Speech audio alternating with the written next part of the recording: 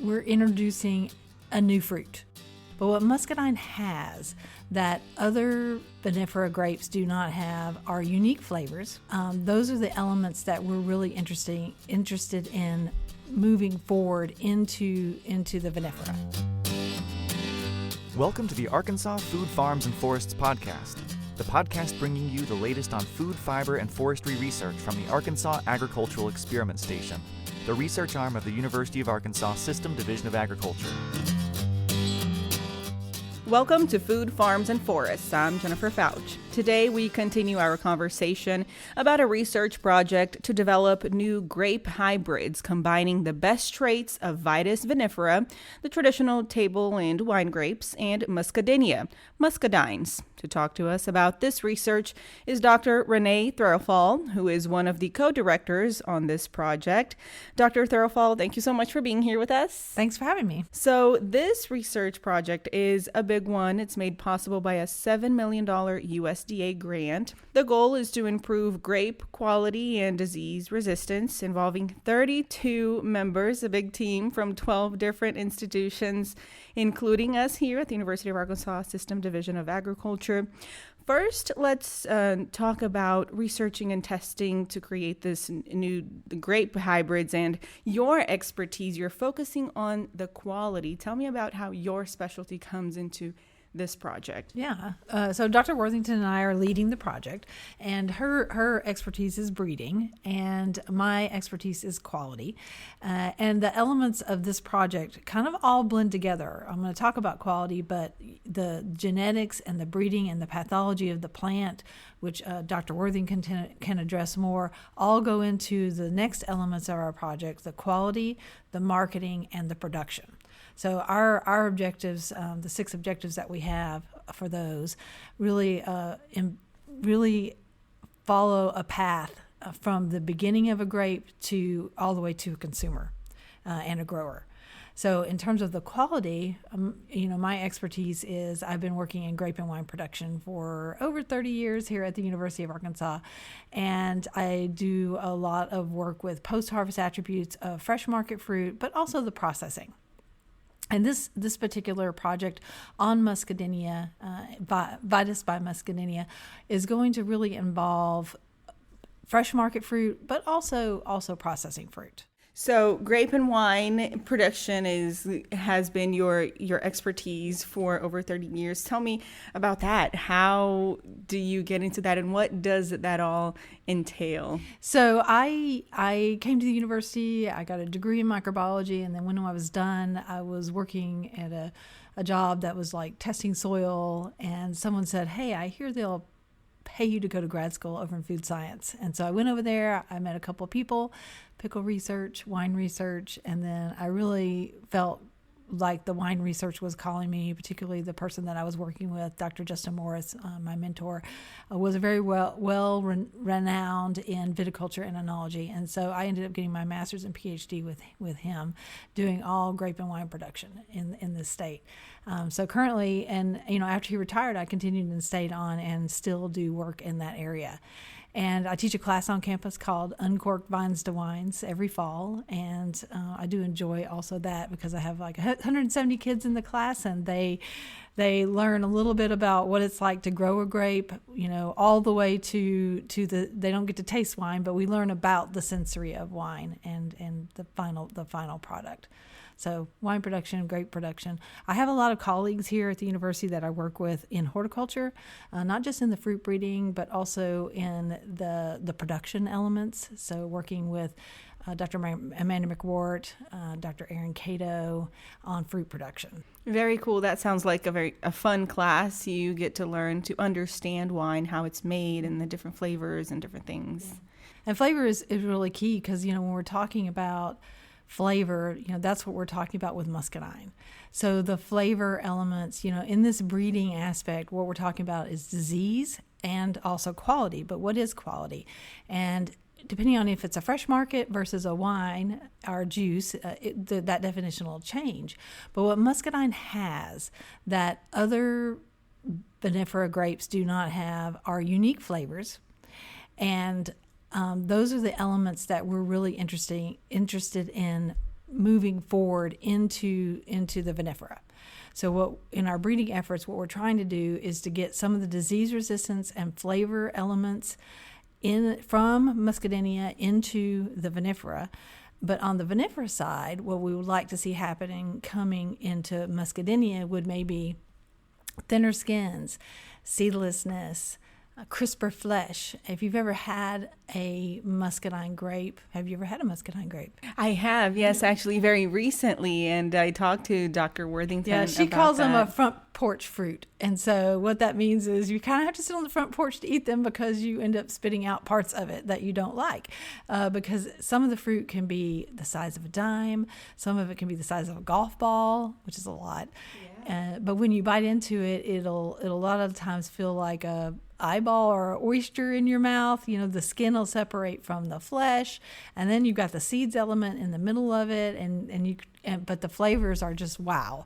You know, Jolly Rancher candy, all these fruity floral flavors that you don't have in other fruit. You know, in particularly in the grapes. Very interesting. So those are the qualities from each that you guys are trying to combine.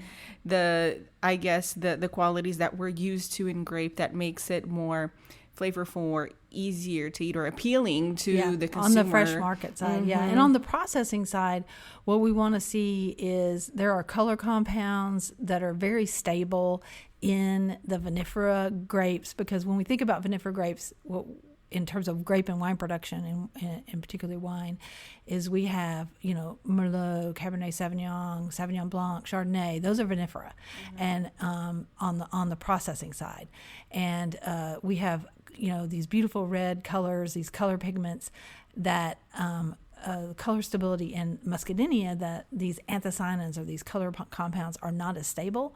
So they'll go from a kind of a reddish color to an orangish color pretty fast because the pigments are not as stable. So we want to see some of those color compounds, you know, genetically going over into these hybrids.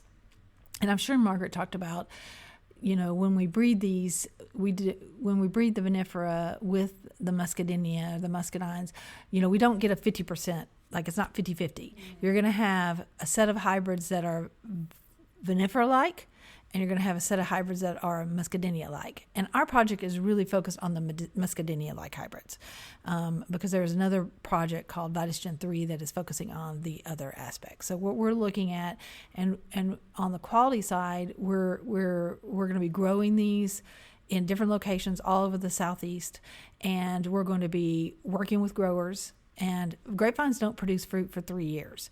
So some of the cultivars that we're evaluating in the first year of this project are existing things that are already in the what we call in the pipeline.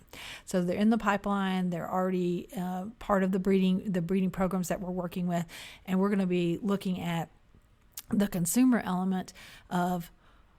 Well, for instance, one of the objectives is to introduce all over the U.S. to try to get 1,000 consumers to drink a juice that is 100% muscadine and tell us what they like or dislike about it.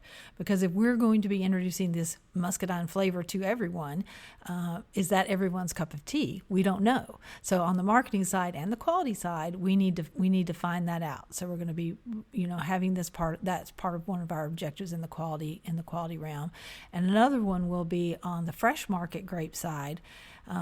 There really isn't a large fresh market muscadine grape industry. So this really opens up a big potential on the fresh market side for Muscadinia-like hybrids, even, you know, in all states in the Southeast, and maybe even beyond, depending on how cold resistant the grapevines are and how far north we can go. But we'll be able to, what we're going to do is we're evaluating the taste, the flavor, the aroma of, I think it's like 60 to 80 different cultivars over 2 years. And so we'll have consumers, like thousands of consumers, will be tasting the fruit and as a puree and telling us what flavors and aromas what they like about it or dislike. That's very interesting, introducing a whole new product. Fruit. That's really what this is about. Mm-hmm. And, you know, that's why the marketing and production elements of the project combined with the quality are really important, because we're introducing a new fruit. And we'll call it a grape, but in general, it's not what you would traditionally see in the grocery store. When you go to the grocery store on the fresh market side, you expect to see a bag or clamshell of grapes on a cluster, right? In a clamshell or a bag. And, right now, muscadines are individual berries that sit in a clamshell. And that's how they're sold when they are sold commercially on a fresh market. So, what do consumers think about things like, because, in my mind, it's more like a little plum. It looks like a little plum in a container. What do customers think about buying products like that? So the marketing element and the quality element really are in line with each other and trying to figure out what consumers will or will not accept. That will be interesting, not just what it tastes like, but also what it looks like and how will it be packaged. Yeah. Will it be the bunches in a bag? Will it be packaged like cherry tomatoes? And do they like what about the colors that are going to be there? Do they prefer the dark black or the light green or the bronze colors or the rosy pink? What colors would they prefer to see in a packaging? Now, of course, that's not going to happen next year. No. That we're going to get to that step in a few years. That's what people don't understand is like at the end of this project, what is going to happen? Are we going to have 500 different kinds of fruit? No, no, but we're going to have the pipeline started. So breeding in terms of breeding a grape, we're talking from the first crosses that you make, and our project is all traditional breeding. So we're not talking about genetically modified breeding. We're talking about traditional breeding using markers for assistance. And on the quality side, what we're trying to find is markers that line up with quality. So when we are doing crosses in the breeding, you have 100 little plants. You don't see fruit for 3 years because that's how grapes work. But of those 100 plants, maybe half of them don't have seedlessness. And that's not what we're looking for, right? We want them to have seedlessness. So that gets rid of, that just basically speeds up the pipeline. So from a cross to a release of a grape cultivar is over 10 years, if not more than that, probably 15 to 20.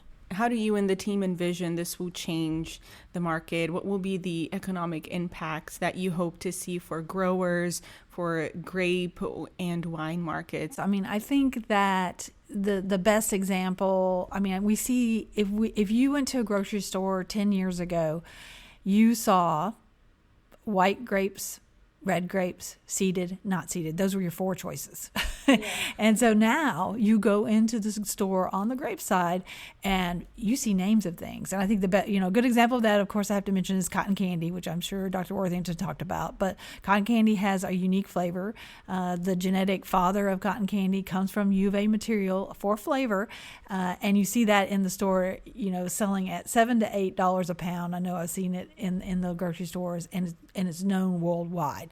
But you see a name of a cultivar, and I'll call it a fanciful name, right? It's cotton candy, witch's fingers, red globe. There are so many cool named grape that is fruit out there that I see that that's where we're going to be going. We're going to be going into that realm of marketing it for its attributes and naming it for the attributes. You see that a lot right now with Apple, with some of the things like Ludicrisp and Cosmic Crisp and things that consumers like. That sounds like a yummy tasting fruit. I think I'm going to buy it. Yeah, and that sounds like a lot of fun too, is coming up with the name. Yeah, that's where the breeders get all the fun. I guess we don't get as much input, but I'm sure Margaret's got a few cool names up her sleeve. We're going to be, the University of Arkansas system is releasing our first 2 cultivars of muscadines next year, and one's for processing and one is for fresh market. So can't say the names of them, but I know what they are. And what is that like for you as a researcher to see when you go into the grocery store and you see these names and these different fruits and you understand how it happened, what it took to get it there, and now being a part of this project, this huge project, and introducing a new fruit? I think that's amazing. I think just knowing the history, I think people really want to know where their fruit comes from. They want to know more about the history, I think, of what is behind the naming and the marketing. So I think we'll have more foresight, even our fruit that is coming out from the different entities that we're working with, not just the U of A system, and in the branding elements. Fruit breeders are busy worrying about which selections to make, which cultivars to put out, but we really haven't been thinking about the marketing element as much on the breeding side. So I think this project it does a very good job of letting us do that, know that how important that element is going to be in the future. Yeah, good connection. It's all very interesting in your background too, into grape and wine production. What type of advice would you have for young people starting out now? I had a very good speaker yesterday, a guest lecture from Gallo Wine Company, and what she told the students yesterday, I thought resonated really well. Is like she did a lot of experiences, and when she like internships and study abroads, and when she knew that she was interested in this particular field or any field that you think you're interested in, she just pursued every educational opportunity or event opportunity around that subject. So she would go to workshops. She would just educate herself on the different things. And even though she was not really pursuing her master's in winemaking, she is now a winemaker for Gallo. So she's really, you have to, it's not always handed to you. You've got to pursue it. So you've got to make it happen for yourself and just, learn everything you can, even if it's not part of what you're working on currently. Even if it's not that core specific topic, there are topics that will branch out that might help you in the future. This research project is a big one, and it's going to take a while. You have been a part of many other research projects. What are some of the things that maybe you have learned from other projects that you're bringing into this specific one, or specific challenges in your career that you feel like really taught you like an important lesson or something you could take into other research projects? This is definitely one of the biggest grants that, I've ever received. And, one of the things that you have to think about is like, this didn't come overnight.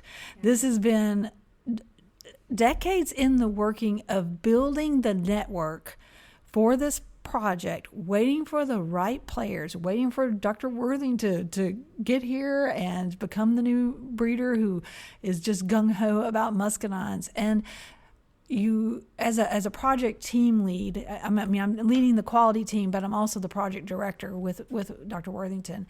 You have to manage people. You have to make sure all the spokes on the bicycle are connected and working, and so that we can all move forward together. So I think this is a lot of, it's almost like running a little tiny company that you have to, you have a logo, you have a website, you have a team.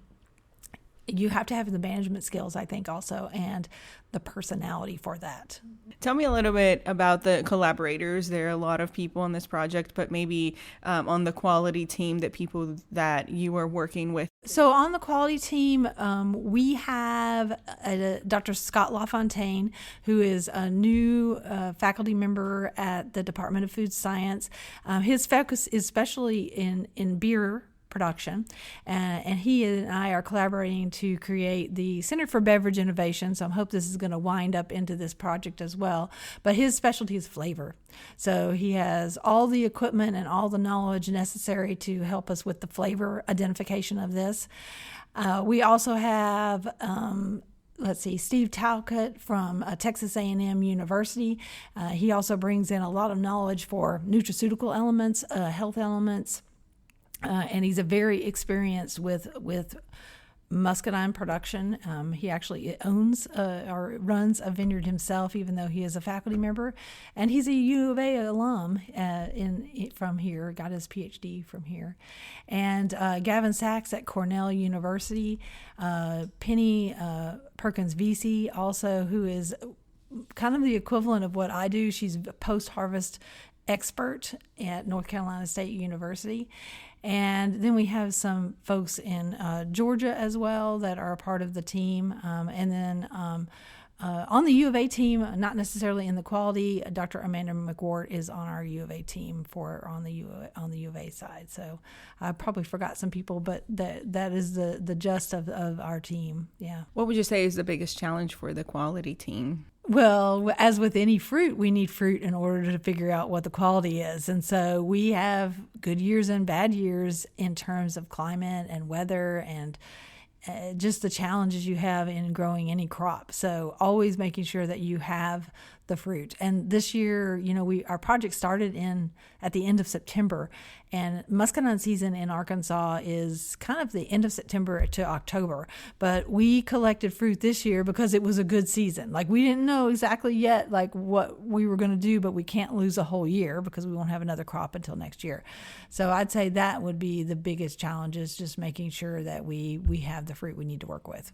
So that was perfect timing, right? When you started the project, you had a fruit. good year. Yeah, we had a good awesome. year. Yeah, that Great. was good. So we harvested, we froze it. Dr. Worthington was on that, and we have in our custody some at least some 2024 harvest. We were lucky this year because we were doing we needed to do a photo shoot for the project, and when we knew we got it, so I was like, called up the people. I'm like, we went down to the fruit research station, and we were able to really taste all the different fruit that's in the pipeline right now on the muscadine side, and it was pretty amazing to get to do that. And we had a pretty bad weather event about 2 years ago that kind of wiped everything to the ground in terms of the young plants, and so this is the first year that really they're producing again. And so we were kind of a really good timing, serendipity of getting to go down there, do the photo shoot while they're fruit on the vine, and to get to taste